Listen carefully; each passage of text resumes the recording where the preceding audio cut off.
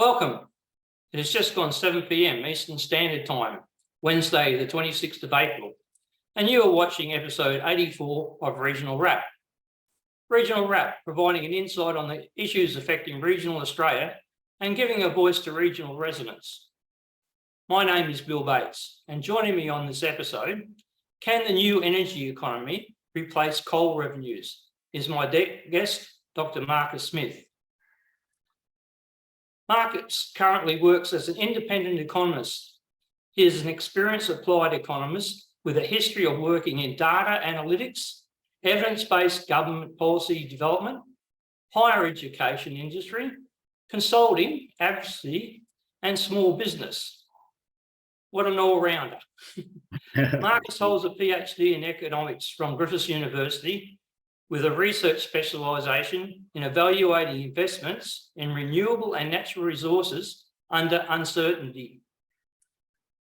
Marcus was formerly the chief economist at the Chamber of Commerce and Industry Queensland, based in Brisbane between 2018 and 2020. Prior to that appointment, Marcus worked as a lecturer of finance at James Cook University and was the subject coordinator, lecturer and development manager of the finance curriculum across Townsville, Cairns, Brisbane and the Singapore campus from 2014 to 2017.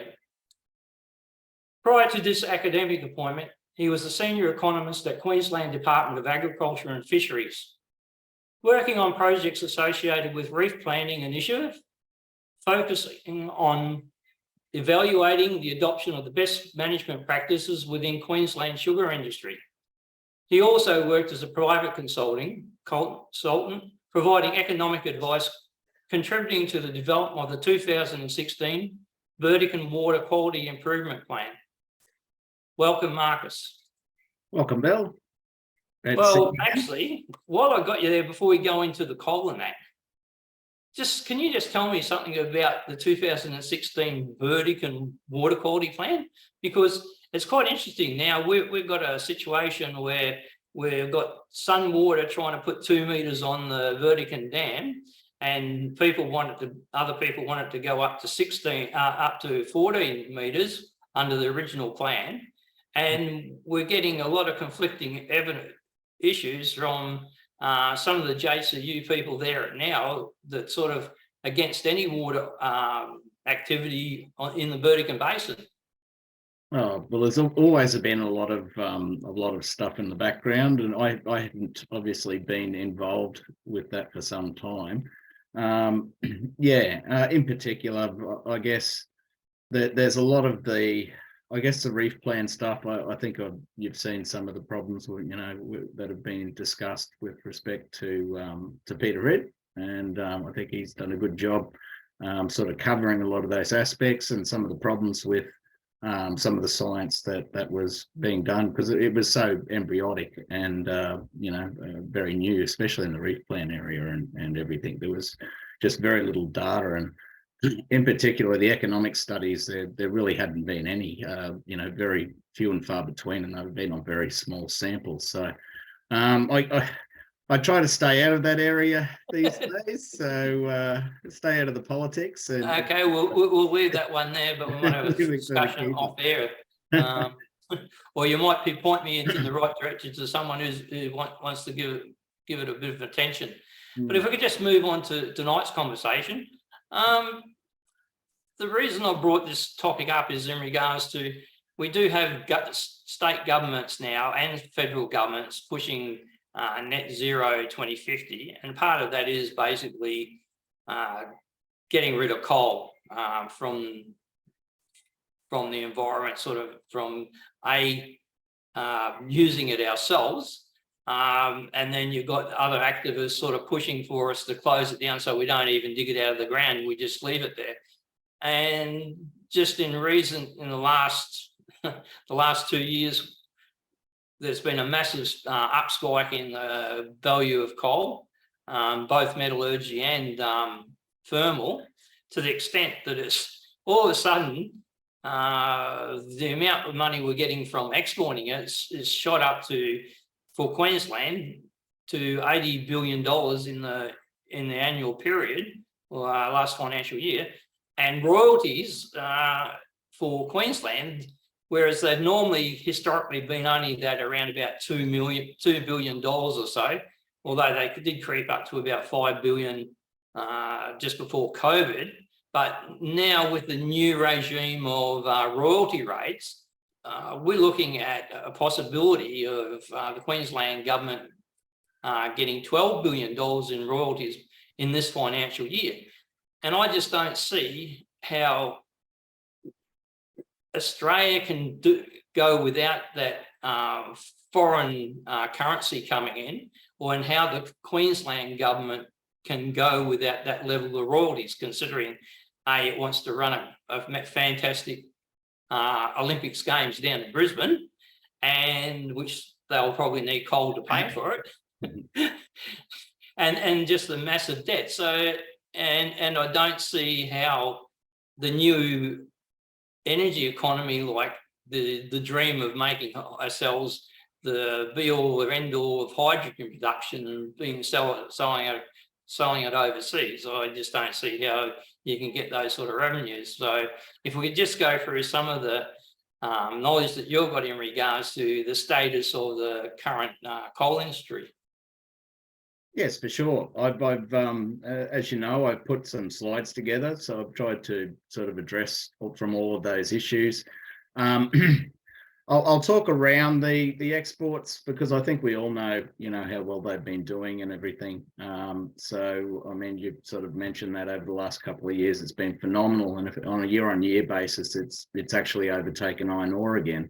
Over a few months period. It tends to bounce around a bit with iron ore, but that together with gas for Queensland has been a extraordinary boon for resources. So and there's all these new projects, and we'll discuss that that are coming online. With gold is doing fantastic at the moment with some of the uncertainty and volatility within the markets.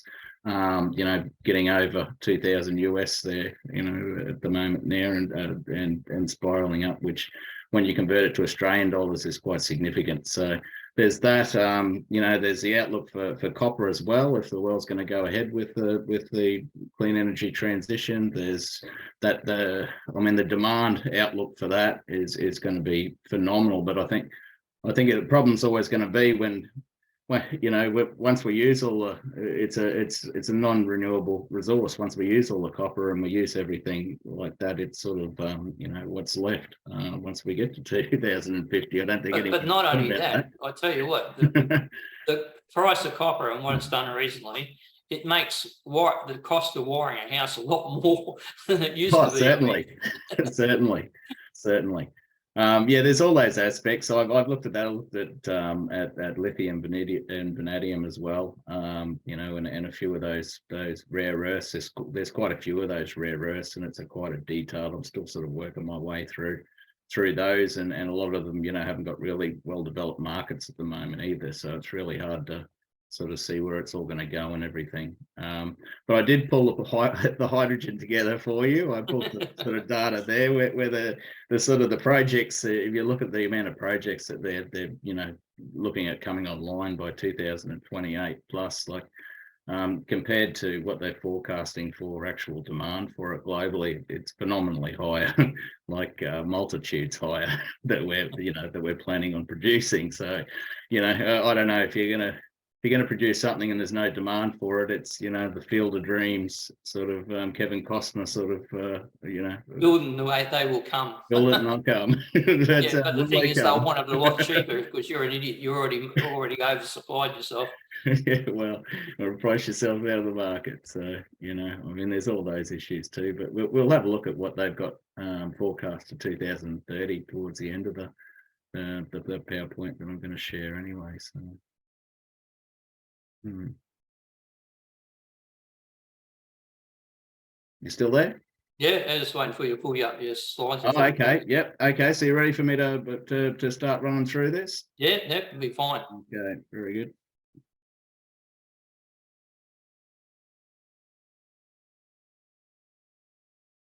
Okay. So the first one I wanted to sort of have a look at is, when we were looking at, Australian resources, what we're looking at in years of extraction left at current rates. You can clearly see, Australia is a massive powerhouse in resources. It's got an extraordinary, particularly energy reserves. One of the top copper reserves as well in the world. And with gold production and everything, we do really well in those traditional industries. I'm just amazed at that figure for brown coal. Yes. We've got 2,000 years reserves of brown coal, and we'll never be able to use it according to these climate people. Yeah, no, that's right. And we've got uranium there too. We've got 30 years of 30% of the world's resources there, and we still can't even get together with to be doing some of the new age sort of power plants, which aren't the old Chernobyl and all of those sort of old technologies. We're also well placed for thorium if it moves that way too. Right. Yep. No, certainly. So this sort of demonstrates the sort of the wealth of resources that Australia has with respect to energy. And I guess one of the frustrations I see is that the current government's talking about, we want to build more manufacturing and bring it home, and so we can produce and be more resilient and everything. At the same time, though, they want to move to the clean energy technology and import solar panels and wind farms essentially to power Australia, which is actually exporting and is going to have a deleterious effect on our energy security. It just doesn't fit, with their narrative about making Australia more resilient an economy. Are they talking with a forked tongue? Well, yeah, out of both sides of their mouth is how I put it. But it's essentially how it's going to go. I mean, the clean energy revolution, it's as we know, it's been winding out, and it's particularly good for Australia because we're exporters of copper and all of those resources that need to go, and those rare earths that need to go into producing those. You're becoming a bit quiet there on your Yeah. Well, Australia's we've got a lot of lithium projects coming on. Predominantly all, all of them are in the WA except for one. There's one in the Northern Territory, but that's going to have strong demand. We're well placed to do really well with resources out of those. Those markets are expected to increase significantly through the clean energy transition. But Australia is what 26, going to 27 million people. It's a very small country with respect to population wise and that. So we will do extremely well out of that. But I don't think we can go and throw the baby out with the bathwater. And until there's something that's actually going to be reliable. I think we need to keep moving, in my belief, until something can replace it. We need reliable energy supply, and coal and gas is the best way to do that. Well, we'll just have to move on and see how much we've got and what it's earning us. Yep, certainly. Well, as you were talking about with respect to, let's talk about I'll just run through the coal production. So this is back to 2021. So just, people that aren't familiar with the details there, I've broken it up by thermal and metallurgical there. So obviously, most of the black coking coals up in the northern and central region, I think we're all pretty familiar with that. 96% of that, and nearly all, most of that's exported as well. So very little of it's used here because we don't really have any steel produced left anymore. So and predominantly, the most of the thermal coal's coming out of the Syrup Basin down in Darling Downs and southwest Queensland there. I think that's interesting because although greenies and that couldn't tell the difference between thermal coal or metallurgy coal. Their narrative is just to close all coal down. Yep. But you would think the government would be smart enough to sort of recluse metallurgy coal as something separate. Although there is this noble idea that somewhere there's got to be green hydrogen steel or something like that in the future. But until such time, I think we do have a little bit of a buffer with the fact Queensland exports mostly metallurgy coal. Yes, certainly, very much. The pretty much New South Wales and Queensland, obviously, everyone would be familiar. They're pretty much they make up 99% of all coal anyway that's produced in Australia. So, and the best of it, and we got some of the highest calorific coal in the world as well, which is predominantly the cleanest as well. So I mean, I can't see how they think even if we do get rid of our coal and everything, all we're going to do is just export it. Someone else is going to produce it. Someone else will come into the market. I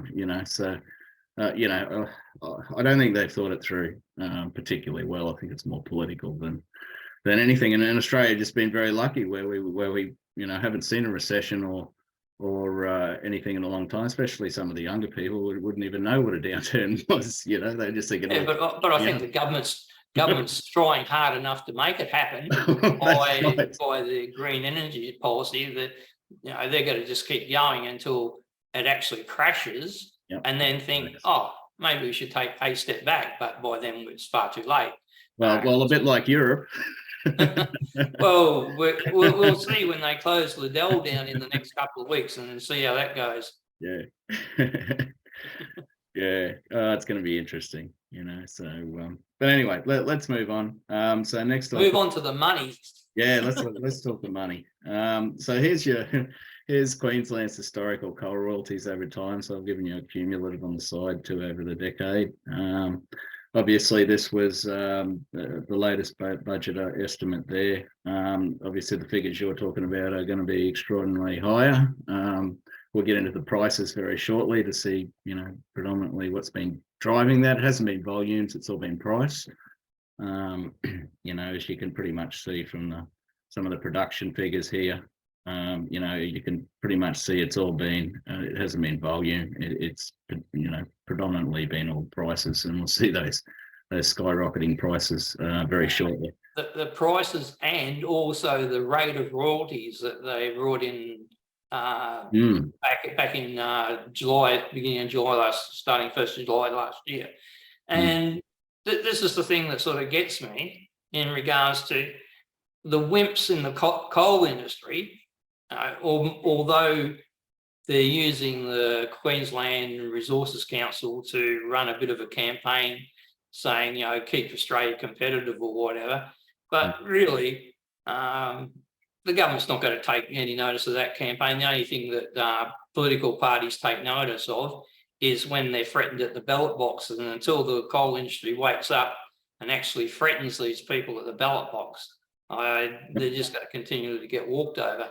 Yeah, well, you're having a lot of problems with that. I mean, I worked in, Queensland Chamber of Commerce and Industry. A lot of them sort of haven't been speaking out strongly enough. There's a lot of things that go around with the industry associations and everything like that. I think they could be a lot stronger, but that's sort of the nature of the beast. So. But it seems the same in a lot of industries. Like if you go to the timber industry, the things that have been happening in the timber industry in regards to being almost cut out of native forest and things like that, they've just rolled over, and people have lost their jobs, and there's no real attempt to sort of try to wind things back. No, and I think it's sort of very alarming that, say, a place like Finland, which has only got about 23 million hectares of forest in a slow growing climate, and we've got 133 million hectares of forest, and they make more money out of their forests, by about tenfold. And it just speaks volumes of some either poor management, poor government or something, to where a country like Finland can earn 10 times more from its forestry than we can. Yeah, certainly does. So, I mean, that's, as I mentioned, that's, for the industries themselves to sort of discuss and advocate. And I think you're certainly right. I think a lot of them have rolled over and do roll over too much too often. So I'm just surprised at the figure for 2021 that it sort of dropped down. Was that just after the full COVID slowdown, was it? Yes, it was, where everything shut down. Yeah. Okay. Ultimately. And so but also what we're looking forward to, we've got the 21-22. Had China's tantrum as well. Yeah. Yeah. So 21-22, you're looking at 7 billion, but come 22-23, yeah, the expectations it could actually, with the new tax and that, be around about $12 billion. Yep, I'll go through those figures because I brought up the budget update, and we'll see. Can be able to compare those. Over the most recent. I'll use the budget update as well. We'll get to that. It's not just the coal royalties. Obviously, Queensland owns its coal-fired power stations, and they take a dividend from it, and it's a very healthy dividend. But isn't that counterintuitive? They own the power stations, they take a dividend from it, and they're trying to put them out of business by subsidising wind farms. Yes. Give us a break. Are they on their own side or not? Well, I mean, that's the thing. They're cutting their own hands off, aren't they? I mean, yeah, it's we're talking big bickies, and there's a lot of payroll taxes paid. Miners are the highest paid by a long way, earners by average across the country. So a lot of that goes into payroll taxes and everything as well. So I haven't made those calculations here because it's to get down to the granular data, you'd have to be a bit too much work for the other interesting thing about the miners and their big wages. There's more people working in the mining industry in the southeast corner than there is in central and North Queensland because of fly in, fly out. So they make their money, they make their $200,000 a year in central and North Queensland, and then they fly back home and they spend it in Brisbane. Yeah. Well, the multiplier sort of gets up my nose a bit. Well, that's right. If you take all the multipliers into account, so all the backward linkages, forward linkages, and you can use the input-output tables to do that, and then you add in the consumption expenditures, household consumption expenditures from the disposable income left over. You're looking at a multiplier of every $1 million spent invested, it has a multiplier effect of 7 jobs across the whole economy. So.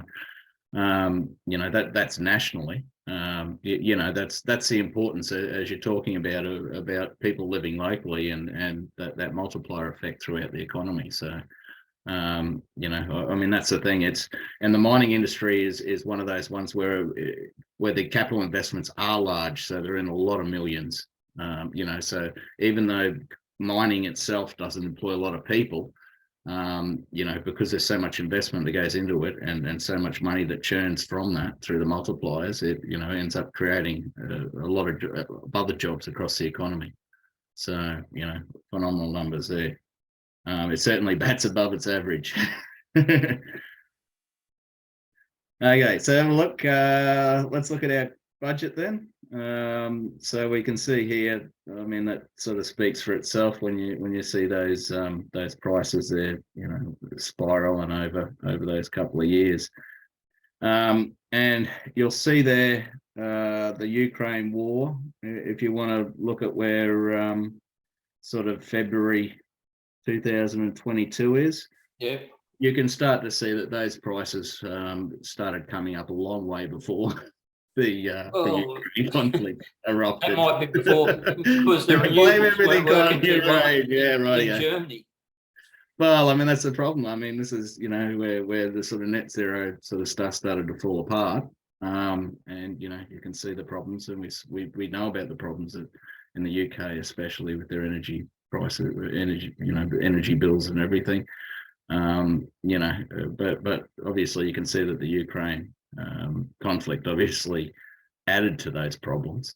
But we're still going to be seeing, over the next few years, I think, before we see, all of this sort of work itself out. I think that, the revenue is going to be pretty elevated, particularly for the Queensland government as we go forward.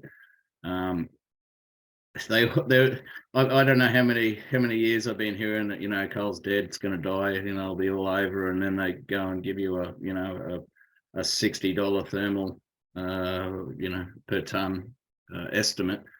And the problem is that, well, a good thing for the government is that making that low assumption for the prices when the budget comes around, it's a boom. Things will look a lot better than what they did from the budget. So there's always that when you're working in Treasury and doing the forward estimates, and that there's always a bonus of being very... like Packer said, giving them more money doesn't make things good. No, they don't spend it well. Yeah, well, that's right, and it's denominated in US dollar terms too. So as the Australian dollar has obviously come down with respect to the US dollar, then that's only a boom for us as well. So when you add that in as well to the spiraling US dollar prices per ton, that's very good in Australian dollar terms for the government. So we're ready for the budget numbers now. Yeah. So we'll move on. So these were the revisions done from the original 2022-23. These were the updates which started bringing in some of those effects from the elevated accelerating coal and gas prices and resource prices. And you can see the royalty revisions there themselves. So almost $5.8 billion there in upward revisions. But their projections are pretty low. What's that? Well, these are the revisions from what was expected. All right. So which was was it 7 billion or something? It was. So so now we're going to be looking upward, as you're talking about, 12 to 13 billion for those royalties, going forward, once they're realised. So these are still, it's not the end of the 2023 financial year yet. So, we probably see, we'll see how that works out. But it's going to be, it's a great boon for Treasurer Dick, especially to help him put a bit of money there for all the hospital and health funding he's talking about. For developing northern Queensland. Well, do I need to say anything? I'm from Townsville. Brisbane Olympic Games, fine. I think I don't. Yeah, it doesn't need to be said. So, So we'll see how this goes. So what does it look like? They're the revisions. So what does that update look like when you start to put it in? So the budgets look predominantly like a normal sort of company sort of budget, but there's a few in there where you got to know where everything goes into. Taxation revenue is pretty straightforward. That's all all the revenue they receive from taxation. You've got underneath that I've cancelled. So taxation there, as well as sale of goods and services, interest income, and then the dividend, those equivalents, they predominantly come together as the own source revenue, which is predominantly all in state taxation. And then you've got the Commonwealth grants redistributions that come in, which make up a significant number as well, which is about half. When the budget comes in, it sits at about 47%. So it's around about half of what the state government actually generate in total revenues. Well, the feds pick up 90, nearly 90, 95 percent of all taxes or all tax revenue through income tax and excise and all those sort of things. So they definitely got the means to hand it out. But sometimes it's a bit worrying in regards to their horizontal, fiscal equalisation, is that we get places like Tasmania and South Australia getting a lot more GST than they should, really. And otherwise, if they didn't get that, their own economy, they're pretty well mendicant states. They depend on other states for actual survival. Banana republics. So that's essentially it. And we saw, with WA, they made the arrangements to get a better deal because they were getting flogged for well, I think this. I understand the need to sort of cross finance some of the states and that, but I think there needs to be a level where no state should get any less than 95% of its GST contribution, and then the other states need to pull their socks up to, and start being competitive and actually do things. Like Tasmania just sits there and closes down all of its industries, blocks paper mills, blocks forestry, and then you've got South Australia blowing up its last coal-fired power station, and depending on the national grid for some umbilical cord, they wouldn't be able to do that if the GST wasn't so generous and taking it off Victoria and New South Wales. That's certainly right. It's a perverse incentive, and it's been ever since I was at uni. We've been talking about there's a better way, but changing these things are very difficult. And as you said, it's a matter of shutting your economy down, because you're going to receive probably more money from the federal government, in grants revenue.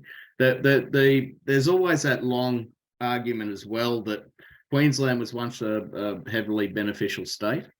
Before Leo Helsher went in and sort of built our coal and aluminium industries and everything, and funded those and opened those up, and that's what really started to increase, the income for Queensland to get back up. Generally, we're still a net beneficiary. GST. Yep. So marginally, I think by about, it's only about 5 cents. I think. It's about 7 cents. I think last time I looked. But that floats around a bit, but we're still a positive recipient. There's those issues. Whether they're going to be resolved is, it's pretty hard to change things constitutionally, as we know. So anyway. Getting back to it, so you'll see the other revenue there. So that takes in your land taxes and all your royalties and everything. So you can see that, that projection up to 15 billion. So that's got land taxes in there as well, and it's got gas. Well, that's been going bang gangbusters because of the Mexicans coming up from the south. Certainly. New South Wales. The exodus from Victoria, from Dan's Victoria, yes. There's been a massive turnover in the real estate industry in the last 12 months or 15 months since the end of COVID restrictions as far as movement of people. So, and we've been a net beneficiary. Very large beneficiary of that particular. Queensland by far the most, but also Western Australia did fairly well out of it as well. So that's it. There's a lot of that in there. The taxation revenue is sort of taken into account, a lot of that, because there was a boom there too in the payroll taxes, obviously, with homes changing hands, and you had the home builder explosion, which we'll see that. I mean, with the amount of money that was spent over that COVID period, where federal government spending went up over 27%. That's over the 3 years. That's an average over that period increase of over 9% spending a year. So if you're wondering where inflation come from, there it is. Good old government can do it. It wasn't Ukraine. But anyway, getting back to it. So then we get down there, and then that obviously detracts there. So these are in essentially just taking into account the general government sector, which is separate to the state-owned corporations and utilities, etc. So this is just specifically theirs. Also, when you're looking at this is in accrual terms. So what that's saying is, as opposed to the cash position. So there's a difference in the budget. The cash is their receipts and payments, which is what's actually received and what's actually expended over the year. However, accrual standards say that if a transaction takes place, that still might, that you need to include that as the value of that you're going to receive in revenue going forward. So not when you haven't received it, but it's revenue that will, can be expected to be received over when it comes in. So these are in accrual terms. So there you got obviously the employee expenses there are creeping up as well. Have been over time. Throw the super in there, and there more and more public servants. Yeah, as they say. Yeah. So once you take from those particular, you've got the revenues less your expenses. That gives you your net operating balance there. So you can see there that that's essentially come down there, particularly here from that boom. But going forward, we'll see how that sort of irons out. Remember, they're building in here that coal and gas are going to die off fairly significantly there. So obviously it'll taper off from the increase here. So a lot of this was from the COVID era where the state governments did pretty well in income there. But then it dropped off over that year. But then the royalties and everything have just exploded that, and given the net operating balance a good a good elevation there. But then they're expecting the net operating balance to come back a bit next year, and then obviously they always put a surplus in there to the end there. Oh, we're going to move on a little bit. Yep. Okay. So the next one. Okay. So you bring that down, then you take what these here, what your capital outlays are. So they're your government expenditures over the time. So obviously with the Commonwealth Games coming up, that's all going to increase, and you'll probably see that start to increase as the cost overruns start to run in and everything too. We'll see how those projections roll out there. After that, it gives you the fiscal balance, and that just tells you whether after what the government is receiving in revenue, less expenses, less what it invests in capital spending, and that gives you whether they've got money to invest if they've got a surplus fiscal balance, or if they've got a deficit, then they have to borrow. And you can see where we're going to end up with a projection here where we're going to have a bit to invest, a modest 598 million there, and then it's all going to go back down into borrowing. So and that's what that looks like. So we leave the budget there. Yep. I think we pretty much know how it's looking over the medium term anyway. So looking at when we talked about all the renewable projects coming on, and in all of those particular commodities, what's it going to mean for Australia? Well, at the moment, the DICE have put out the project lists. So these are some are under some are publicly announced, some are under the feasibility stage, some have commenced, some are committed. But essentially, we're looking here, coal, obviously, and how many we're going to get up these days before they try to close it down. If Clyde Palmer's Central Queensland Mile has anything to tell us about what's going to be happening in the future. So we've got 76 projects nationally, 49 of those in Queensland. Oil and gas, 49 projects nationally, predominantly in WA, obviously, 8 in Queensland. Bauxite and alumina, 5 projects nationally, 2 in Queensland. Copper, 15 projects nationally, 2 in Queensland. Gold, 43 projects nationally, 3 in Queensland. So some of them might have come on. This was on 2022. So there's a lot going on in this space at the moment. So these numbers will be outdated. I know there's a lot more come on from the people I've talked to with mining at the moment, with especially the smaller companies and everything. So gold 43, and then 3 in Queensland. Iron ore, obviously, that's all predominantly out of WA.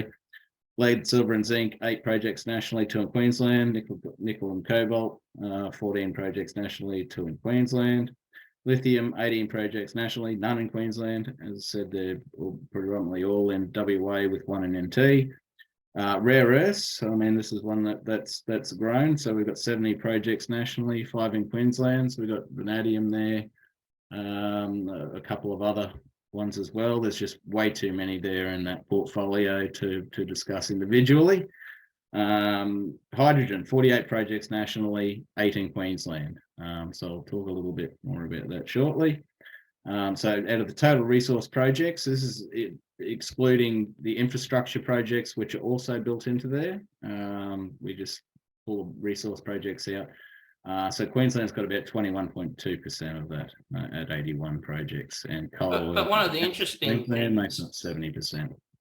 One of the interesting thing about the other ores and the other mining and that, their actual royalties and that come nowhere near coal and iron ore, as in dollar terms. I mean, you can pump out more lithium and rare earths than that, but the actual volume of mineral and that sale price is it's got to be hard put to replace the volume and the dollar value of coal, and iron ore will still always be there, but just reading some of the input figures for royalties, like South Australia, its royalties from mining, and it's got uranium, it's got copper and gold and a few other things, but its total revenue for royalties in 2021-22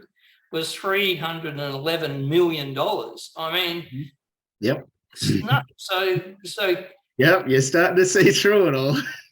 So although we're talking about the new economy, lithium and nickel and cobalt, I mean, we've always had nickel anyway, but of course it's used in stainless steel and the rare earths. But really, are we going to get anywhere near what we're getting for coal, both in royalties and foreign exchange? No, not at all. You've hit it on the head, which is, I mean, without coal, without iron ore, coal and gas, I mean, that's predominantly everything. And it's, it's also the money that goes to the federal government as well, which, they're obviously going to, be enjoying some, massive amounts of corporate tax and everything. Because the other thing about all the rare earths and that, they cost a bucket load of money to get out of the ground, because of the overburden problem. You've got to dig up about 10 times much dirt to get what you want, and then we're probably not even going to process it here anyway. We probably might do a minimal process and then we go sell it. So we're not going to get a big buck from it. So that's where I sort of don't understand where the government's going, talking up we've got to be this great powerhouse of in the new energy market, but I don't see where the money is going to pour into the country. No, and I think you're certainly right, and that's as Scott, I feel exactly the same way. But here's the thing: is I'm a dummy. I mean, I'm a radio technician by trade. I don't know anything about this, but I just got a bit of common sense, I suppose. I can't see how people in government and all their minions and that keep sprouting on that we've got to go into this new economy, it's got to be wonderful and that. When I can see pitfalls, I mean, are they kidding themselves, or will they just know the difference and they're just kidding us until it all explodes? Oh well, even the ones in in William Street and down here. I mean, most of them have never been to a mine, like a Queensland mine. It's the things you get in West End and everything, and South Brisbane here, and they've got no idea, and they think that we can just replace all of this with all these projects. And I'm for all of these new cleaner energy projects, because these smaller companies will probably do well once those prices and the demand comes up. But it is not going to be anywhere near to replace the money that flows into the coffers at both the federal and state level. For as long as I can see, for many years to come. With the rest of the commodities here. It's great that we'll be going in and heading into that area, but it's not a time to wean off coal and gas, and particularly when the world's just not going to stop using it. I think they're kidding themselves. You got 2/3 of the world that live in. Look at India. I mean, they're burning dung and rubbish and cutting down trees. I mean, they're not going to not use coal. They have to use coal, and if we don't sell it to them, someone else will, and it'll be dirtier. Someone else will come in and fill the market. I don't think they get it. But anyway, we better move ahead. Yep, move on. Because hydrogen is one of those things, as we'll get to very shortly. How do you get any royalties out of hydrogen? I don't know. And how do you make any money out of hydrogen? That question, and he said to me, he couldn't answer it. He said, if I know anything about government, they'll find a way to tax it. That was the answer I got. Anyway. But here's the thing about hydrogen. They just put out the report in the last couple of weeks about the state of hydrogen, and it was the state of hydrogen 2022. And it talks about 100 projects in the pipeline, investment of $230 to $300 million, which is pittance, right? And the thing is, a billion, I should say, which is quite substantial then. But the taxpayer is going to throw in $47 billion into those projects. Yep. So when are we going to get a return on our $47 billion that we've given away to these projects? Into the subsidies, exactly. I mean, it's taken from Paul to give to Peter, taken from Peter to give to Paul. And here's the sort of look at the sort of money that they're going to be spending in hydrogen here. I mean, this is phenomenal amount of capital expenditure, and a lot of it's going to be coming from subsidies. So the promise, I mean, there's a lot there with the field of dreams. Whether we're actually going to benefit greatly from this. And I'll keep going with I've got the International Energy Agency. I mean, here's a projection of demand. It's not going up over those 10 years very much at all.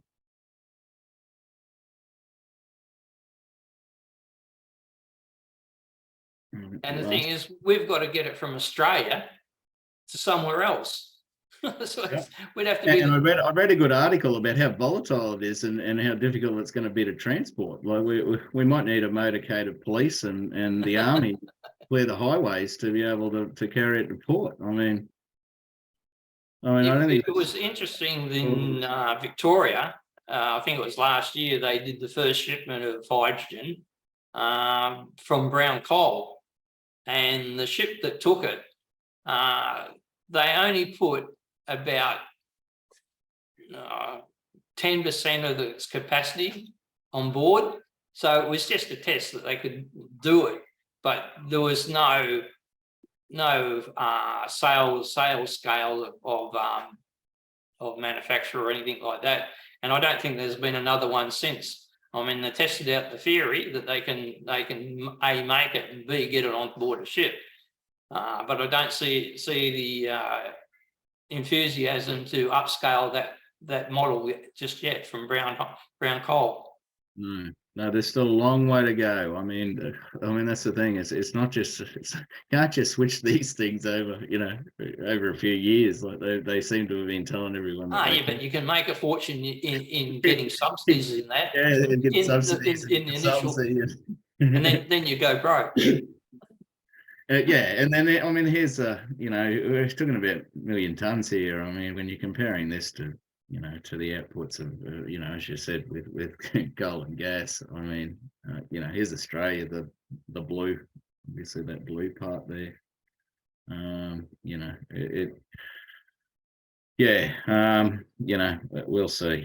We'll see how that pans out. So that's all I had for the slideshow. So I'll drop that off now. Okay then.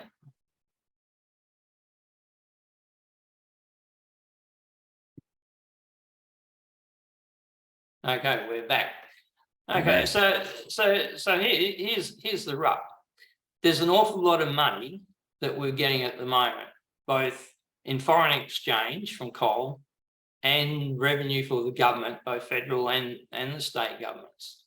And I don't know if anyone started to do the modelling or whatever, what this new energy economy needs to derive to give us the employment we currently got, the money we're making out of it, and also basically guaranteeing our own future and being independent and resilient as a nation, because it doesn't, where we need to now bring in, if we're not going to use the coal ourselves and we have to bring in wind turbines and solar panels from overseas, we're now putting ourselves in the situation that we're basically undermining our own national security and energy security in the first instance.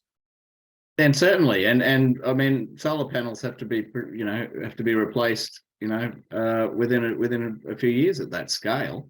And then you've got, so then we've got to get them imported back in from China, which predominantly makes them all. And then the wind turbines, we're going to be sticking them out in the ocean, which reduces their lifespan anyway, because they're going to be rusting from salt and everything. So we're going to be replacing those every 10 years or so. So which is going to be imported as well, because we're not going to be producing our own steel. So as you mentioned, when they're talking about the resilience of the manufacturing industry, how we need that. Well, why aren't they talking about that with the energy? Because they're saying, oh yes, but we will be more resilient because we'll be, it'll all come from our solar farms and wind panels, but they have to come in from overseas. So and they're also got to get over the problem of the fact that they're unreliable as far as intermittency, and you can't run industry on intermittent power. I mean, the good old aluminium smelters that just loves to have its power cut off and the aluminium go off in its pots, and it's just all over. Forget it. And the other thing is, even in this new economy, they're talking about hydrogen. We'll manufacture hydrogen because we'll have this surplus of power because we've got to overbuild the grid, the peak requirements by about 4. So currently we've got about 40 gigawatts in our grid system for peak. They're talking about, and we're already starting to overbuild already, but we'll get up to a situation where we'll have about 160 gigawatts of installed wind and solar, 4 times what you need. When it all does work, when the sun shines and the winds blow, we can produce 160 gigawatts of power, but we can't use it. But the suggestion is, when all that's free, we can put it in pumped hydro and we can make hydrogen. But I've been talking to people in the hydrogen. you can't make hydrogen on intermittent power. Hydrogen requires refrigeration, compression. All these things need to have power constantly. So this idea that somehow we can go to have this magical hydrogen industry with the surplus power that we've got isn't true. Hydrogen has to have 24/7 power. It can't go without its refrigeration, getting those temperatures down to about minus 230 degrees Celsius. Otherwise, it all goes oof. Yep. Well, that's the thing. I mean, we didn't even talk about the energy that is required to produce hydrogen. Which is the efficiency there. I mean, what's going to be the net value of it all? And as you mentioned, and it's a great point. The whole thing is, unless we've come up with a way, looking forward, we don't get rid of coal and gas. Even if emissions are doing what they say they are, we produce very little anyway. But we can get everything right first before we start thinking about weaning off the coal and gas, well, particularly for the use, of coal itself and gas. But until we get all of that right, you can't be just trying to throw that out without anything to replace it. Well, the other thing is, too, they see what's going on in Britain and Germany in particular, but they just ignore it. Like, I mean, is it like really? Wouldn't you be, if you're planning this new economy and you're seeing a practical demonstration of what's going on in Britain and Germany, wouldn't you think, well, maybe we've got the rose-colored glasses on here and we need to have a bit of a rethink? But it's not. It's full bore ahead. EVs. We're already building more transmission lines. And we're talking about giving $47 billion of subsidies to the hydrogen industry that's probably 20 years away from making a dollar, if ever. Yep. And that just seems to me, I mean, I'm not running a country or a business or anything like that, but I think there's some flaws in their thinking. Certainly, I certainly agree. It is moving too quick, and particularly for Australia, because we are, as I've showed from the start, we are an energy, superpower, and we're blessed with these resources, and we don't need the problems that a lot of these countries are having, and to go down. And you made the point. It's like they haven't seen what happened in Europe. It's like they haven't seen it all starting to come to bits. And blame Ukraine. It's it's Ukraine. It's Russia. It's I mean, those prices started going up a long way before the conflict. And they're just is it some blind madness of Australians that we can do it better anyway? Or what? I mean, I've never known an Australian too many Australian projects, especially where the government's been involved, to actually come in on time and on budget. So. Well, it's the old socialism argument, and you tell a socialist, it's never worked before, and it's gone, but they didn't do it this way. They didn't do it the right way. In regards to the public, the public's going along with this like blind mice, like lemmings over a cliff, and just lapping up whatever the government says. Yet they know that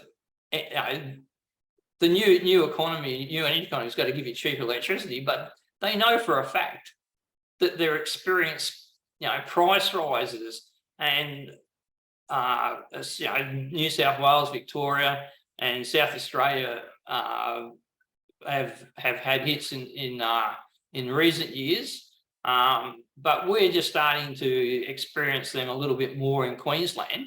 And I think the way, that's the scary part there, was the lack of dividends from our power generators. Well, if we're favouring, or the government policy is favouring renewables at the expense of the taxpayers'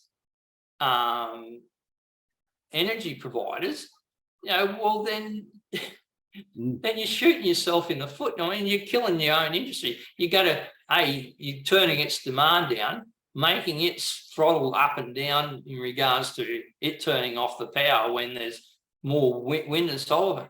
So you're reducing your own revenue that you're supposed to be getting for the Queensland people. Yeah. And all the revenue's all going overseas, coming from overseas, and the whole point is whether we produce the coal and gas and export it. If we don't, someone else will. It's zero-sum game there. I suppose the other thing is there's other people who, we've allowed the client, taken the eye off the ball in regards to the climate debate, in regards to fiddling of figures, and our good old Met Bureau not bothered to mention the fact that they've changed the measuring devices in the last 10, 15 years from a mercury to an instant probe that gives you a higher reading in most cases. Ignore those, we're ignoring those sort of things. And then you have the people who were originally fighting on climate change, pushing back. But now they're sort of talking, again, now faced with renewables, rather than fight the climate debate, they're now arguing for nuclear power. Well, I still think it's stupid economics to even go down that road when you actually got the energy source in coal that we've got and gas. But if we're going to go that way, a lot of people think, well, we've got the uranium, so we're going to make money. But I just looked at some of the figures in South Australia, and they only earn, this is production-wise, and what they sell it for, is about $500 million. And the revenue, and like I say, the revenue that South Australia gets from royalties for all its minerals is only order of $300 million. So it's a pittance. So we seem to be shooting ourselves in the foot from every direction you can think of. Yeah, no, certainly. And I mean, there hasn't been enough stand up from the Queensland government or the New South Wales government about what it's going to do to their revenues. I mean, they've just been going along with this.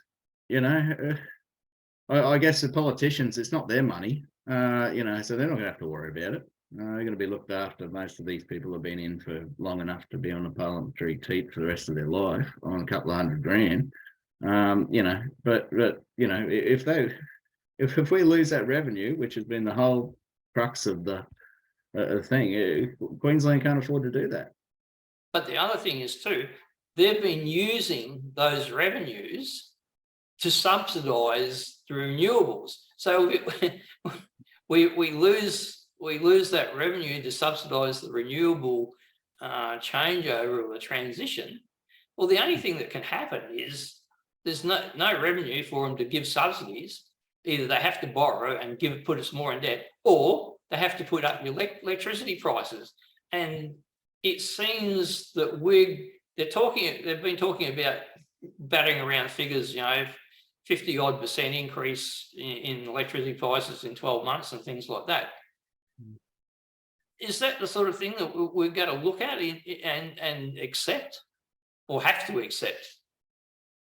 Well, we'll go forward. They keep telling us it's essentially going to be cheaper, but it hasn't eventuated as yet anywhere. So I mean, the proof's always in the numbers and the pudding. I mean that's why I've concentrated on putting the slides together for you, so you've got the numbers and you can form your own opinion from it. So but the other thing is, all right, then at what point does the penny drop in regards to the politicians can no longer spin this story because it's all unraveling, or the people realise that the pain that they're being inflicted with the power price actually causes a change at the ballot box or something? I mean, who do you reckon is going to blink first? The public as the price of electricity goes up, or the politicians when the reality comes in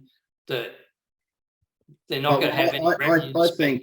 I think too, when I think the RBA should have moved a lot quicker than what they did, and the overspending from the governments, which drove that inflation and everything, and getting all of those people into to buy the houses at the high prices, a booming market, and to have it accelerate like it is, when these people start to go from 2% to 6% plus, or it'll be more than 6% within a few months. And especially if the world starts to go as pear-shaped as what it is. We saw Republic is also, it was pretty shaky before in the US. We've had 2 bank crashes. We had Credit Suisse, one of the big ones, teetering on going if it wasn't to be bought out. Republic's looking like it's heading there as well, and a lot of these regional lenders are going to be under a lot of pressure, because a lot of them hold the treasury bonds because they don't have the same access to the financial markets as what the large financial institutions do. So they hold a lot more treasury securities as liquidity purposes, and the value of them have just dived as interest rates have gone up. So there's an inverse relationship between price and yield for those securities. So as the yield goes up in the market, the price of the security you're holding, the value of it is just tanking. So there's a lot of stuff as well that happens, and when this starts to bite and everything, and if electricity prices keep going, I think the public will sort of realize that we have to slow down and take stock here. But the thing is, it does seem to take the public a long time to be aware of anything. Basically, until something happens to the hip pocket. But the other scary thing in regards to Australians, I mean, I've got to admit, I think the standing of current day Australians versus former Australians or generations of that, really we're a pack of wimps, and we are getting dependent on the government for just about everything, from the money they pump into childcare to the money they give for family allowances and just about everything else, the NDIS, welfare. And now they're talking that the welfare budget is going to be towards 55% of the total expenditure of the nation. I mean, that's sort of scary stuff. But when does the ordinary people wake up and say, well, we're the ones who are actually paying this somewhere along the line, or at least some of us are paying it anyway, not everyone. Maybe when we start giving financial literacy and the importance it is in education, and the particularly the later years of the secondary school syllabus, and then particularly in university. But you're right, though. I worked in 10 years as a lecturer, so it's changed a lot. But where do you think there's hope for a light bulb moment? Where did you think that's rested? Do you think somewhere along the line, maybe people in the Liberal Party or something like that wake up and say, well, no, we're actually got to fight some of this stuff, or it's just going to be confusion at the ballot box, and we'll just see a lot more people voting for small parties until someone sort of blinks? Good question. Well, I think we're starting to see a little bit of a turn in the federal Liberal Party at the moment, so we'll see how that works out. But it's been obviously a long time coming. Oh, I think they've got to get rid of a lot of their Labor light first before there's any change there. But I still think the general sway in regards to the politics is there's COVID, and maybe this last election we saw a bit more of a turn away from the miners, and the majors pick up a little bit, but it's still not good when both of the major parties, depending on whether their history is historically Labor or historic Liberal, when they sort of both getting down into the low 30%, it starts to become a bit of a bit of a tussle there for gains to be made. Can you tell the difference between either of them? I can't. I haven't been able to tell the difference. I can tell the difference between some individuals, but not the overall policy, because I just think they're chasing the same vote.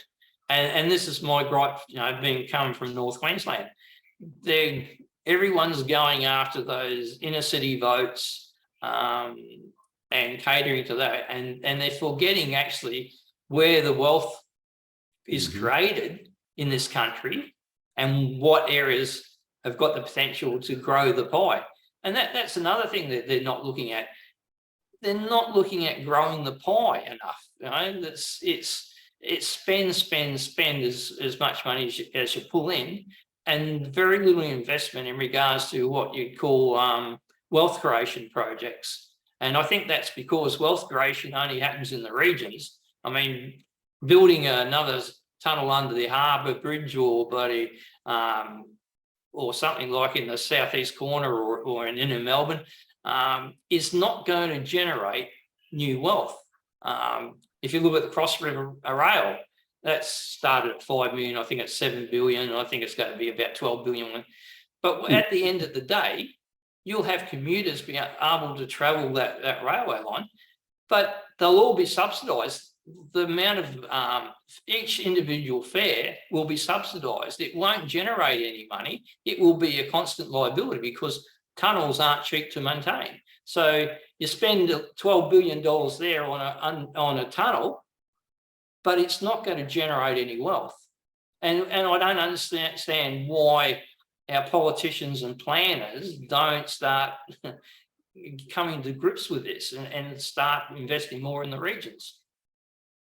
Well, I think the Cross River Rail, when you look at when it got evaluated, it was a pretty. If it was going to be a positive, net balance effect, then net value effect, then it must have been fairly marginal. But we'll see once those cost blowouts come out.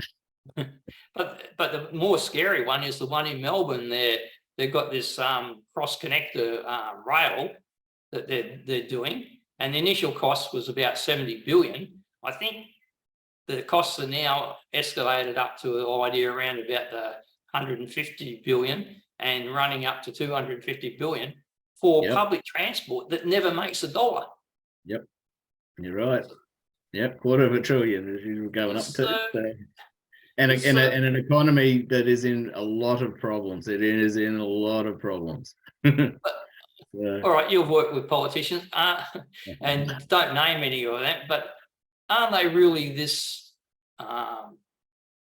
naive, or they've got no astuteness in regards to money making, or what is it? What's the issue in regards to, part of your job to run a country is also grow the pie and create more wealth for your people, but have we no politicians that are sort of, like old Joe was or whatever, it's just not them? Or no, there's not enough characters anymore, and and they get cancelled anyway once you do find one. So when they're talking about all these experts these days, I mean, if anything was COVID shows you, if you want an expert, pick the one that's been cancelled.